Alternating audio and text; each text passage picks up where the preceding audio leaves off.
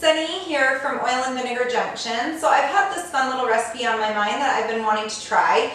I got this gorgeous lime basil plant, put it in my yard to try and grow, and my lime basil plant isn't doing great. So I decided that I was going to have a little bit of fun with my oil instead to get the same outcome that I wanted with that. So we're going to do a traditional pesto today to put on pork chops, and we're going to do it with the roasted garlic olive oil and then the Persian lime olive oil mixed into that. So in the food processor I have 2 cups of basil leaves right now. We have 2 tablespoons of pine nuts, and we're just going to go ahead and we're going to put that in with our basil. And we're going to go ahead and we're going to process this till the basil is pretty fine in there. Alright, so just where I have those little bit bigger leaves up top, I'm going to go ahead, push them back down, and just give this a couple more quick pulses. And after that, we will start adding our oil into that.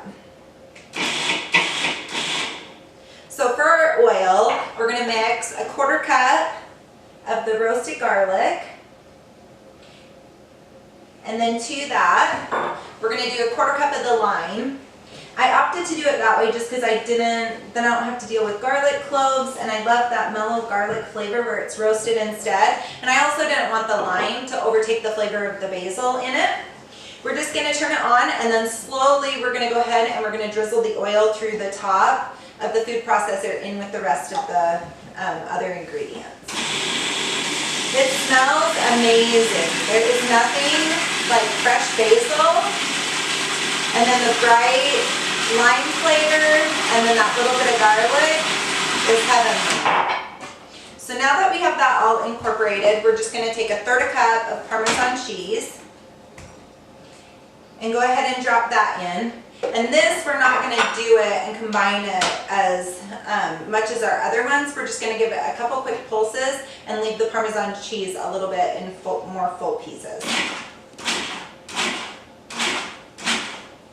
Alright, so that's everything that we need for our pesto. We're going to go ahead, we're going to get our pork chops ready, and then when they come off the grill, we'll go ahead and we'll finish it off, put this fresh pesto on top, and have a delicious, easy meal. So I'm here with Brad Schroeder, my favorite brother-in-law, and he's going to show us how to cook our pork on the grill to go with our pesto sauce that we made. I picked him, of course, because he is amazing with meat. The family motto's respect the meat, and they do around here, so he's going to show us how to do it and how to do it right. That's true. That's how we maintain the figure. So previous to this, we seasoned these pork chops with some garlic, salt, and pepper from local Woolston-Hume 4-H pork. They look good. Pretty thick, bones are left in, so they should be good. And so we have the grill turned up to 400 degrees, and so cook them a little bit faster where there isn't, super high fat content. And perfect. Yeah. And then when you start them, like a trick with getting them just that caramelized and crisp, like don't touch them, don't flip them too quick. Yeah. You just put them on and you leave them for about how long? It's not going to be really long, maybe 5 minutes before we want to check them. I think one thing that happens that makes pork turn out not as good as it can be is it gets overcooked a lot.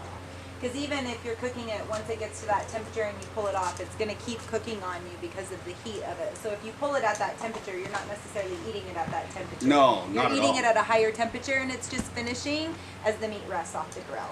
Yeah, and letting it rest is valuable. So we have our gorgeous pork chop here. We've let it rest, just tinted it with foil, let it rest for about 5 minutes. We're going to take just a little spoonful of our lime pesto that we made here, put it in the middle of our pork chop. So we're going to go ahead and give this a try.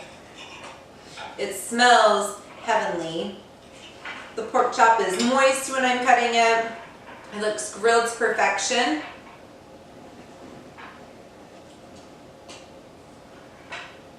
Tastes delicious. You get that little bit of char from the grill. The pork chop's juicy and moist. the first thing that hits you is that lime oil, and then the basil comes in and finishes it off beautifully, and you have that little bit of creaminess from the Parmesan cheese. You could take this, you could toss it on chicken, you could toss it on seafood, it would be heavenly on fish. So just go ahead and have some fun with it, play around with it, and if there's something that you do special with it, please make sure to comment below and share your great ideas with us as well.